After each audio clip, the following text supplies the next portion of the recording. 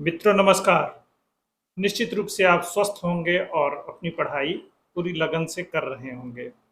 उत्तर प्रदेश शिक्षा सेवा चयन आयोग द्वारा एक बार फिर से पीजीटी परीक्षा स्थगित कर दी गई है और यह स्थगन का क्रम लगातार बढ़ता जा रहा है। अब तो लगता है कि सामान्य ज्ञान में यह सवाल भी पूछा जा सकता है कि सेवा आयोग ने कुल कितनी बार कौन सी परीक्षा स्थगित की।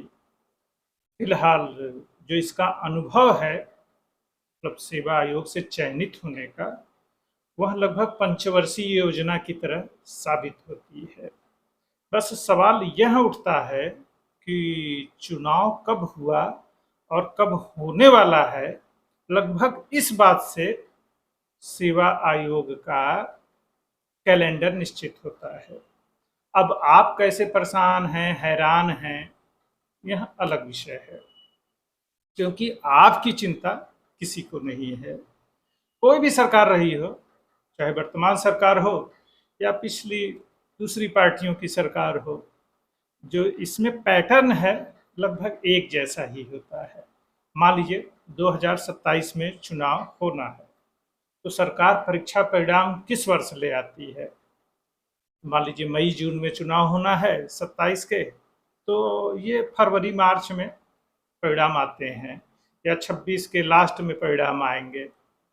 और अगर यह वैकेंसी जैसे ही चुनाव हुआ, सरकार गठित हुई, उसके बाद मतलब 2-4 महीने बाद अगर भर्ती आ जाती है, तो इस प्रक्रिया को पूरा होने में पूरे 4 साल कम से कम लग जाते हैं।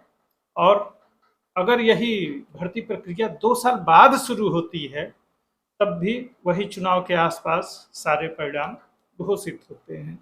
मतलब चुनाव के हिसाब से एक शिक्षा सेवा आयोग का कैलेंडर डिसाइड होता है। सरकारों के अपने एजेंडे होते हैं और परीक्षार्थी कोई प्रेशर ग्रुप नहीं होते हैं, क्योंकि इसमें सभी जाति धर्म के अति बौद्धिक कमरा बंद करके पढ़ने वाले लोग होते हैं और इनकी सुनवाई कहीं नहीं होती है।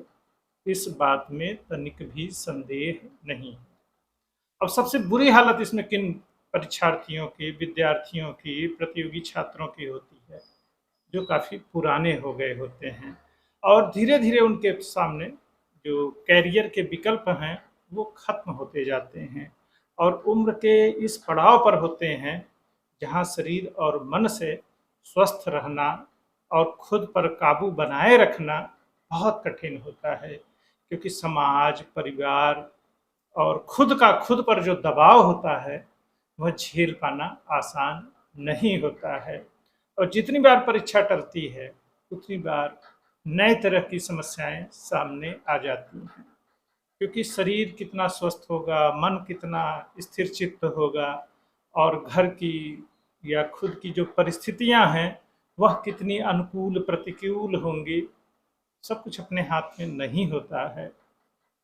और जो नए विद्यार्थी रहते हैं उनके लिए तो सकारात्मक तौर पर ही इसे लिया जाना चाहिए कि चलिए कुछ और समय मिला, लेकिन परीक्षा टलने पर विद्यार्थियों को कोई लाभ नहीं होता। इस बात में तनिक संदेह करने की आवश्यकता ही नहीं है, लेकिन अपने हाथ में यह बात है नहीं। ऐसे में क्या किया जाना चाहिए और कैसे सोचा जाना चाहिए, यह हमें विचार करना होगा, क्योंकि हर बार एक नई ऊर्जा से लगना और उसे बरकरार रखना बेहद श्रम साध्य और कठिन काम होता है। लेकिन कोई विकल्प भी तो नहीं है, आपको फिर सकारात्मक होना है और अपनी पढ़ाई को नियमित बनाए रखना है, क्योंकि एक छोटी सी लापरवाही भारी पड़ जाती है।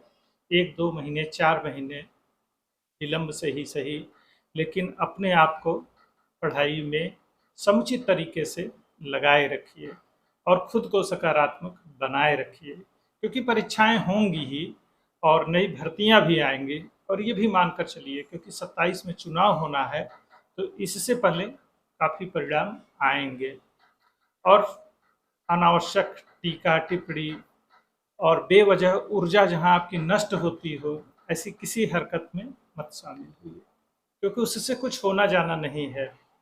जम के पढ़ाई करिए और इस बात के लिए ढेर सारी शुभकामनाएं कि आप सफल होइए। जय हिंद, जय भारत, वंदे मातरम।